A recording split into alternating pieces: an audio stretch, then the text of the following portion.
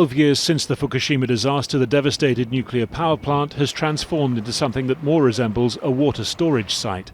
1.3 million tons of radioactive water that had been used to cool the melted reactor cores or rain and groundwater that had flowed into the buildings has been accumulating in more than 1,000 containers. Japan's government says they're at near capacity. After a 2-year review, the International Atomic Energy Agency has endorsed Japan's plan for a discharge into the Pacific Ocean lasting 30 to 40 years. As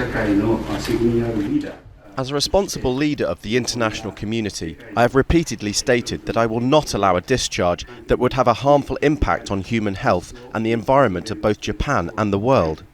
The water has been treated to remove most but not all of the radioactive contamination.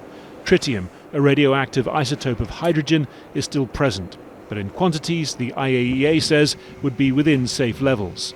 The plan, as it has been proposed and devised, is in conformity with the agreed international standards.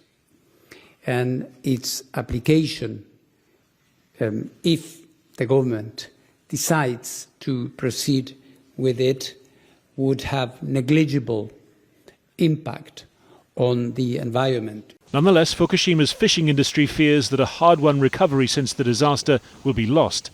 Consumers in South Korea have been buying up sea salt and seaweed before any discharge begins, and China has issued a series of protests.